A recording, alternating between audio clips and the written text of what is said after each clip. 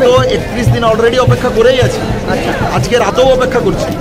আমরা শুধু এইটুকু বলেছি যে আমরা যা পদক্ষেপ চাইছি তার কাছ থেকে এই যে এই মেলটাকে আমরা প্রত্যাখ্যান করলাম।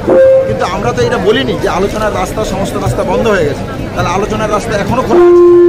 এবং এই মেলে যে বয়ান ছিল সেই বয়ান নিয়ে আমরা স্পেসিফিক কিছু জায়গা রেখেছি, যেমন সংখ্যার কথা আমরা বলেছি, যেমন সিনিয়র রিপ্রেজেন্টেটিভের ডেফিনেশন কি আমরা জানি না, তাহলে এইরকম কেন বারবার হবে যে সিপি স্যার যেমন বললেন যে আমার মুখ্যমন্ত্রী যদি মনে করেন আমাকে সরিয়ে দেবেন, প্রিন্সিপাল সেক্রেটারি বলতে পারেন যে আমাকে যদি মুখ্যমন্ত্রী মনে করেন সরিয়ে দেবেন। তাহলে আমরা চাইছি যে প্রপার অথরাইজ যার কাছ থেকে মনে করি যে এই দাবিগুলো আমরা দিতে পারি, সেই দিক থেকে যদি সদর্থক বার্তা আসে তাহলে অবশ্যই আমরা বিবেচনা করব। আচ্ছা, সেই মেলটা কি নবান্ন থেকে আসতে হবে না হেলথ সেক্রেটারি থেকে গেলেও হবে?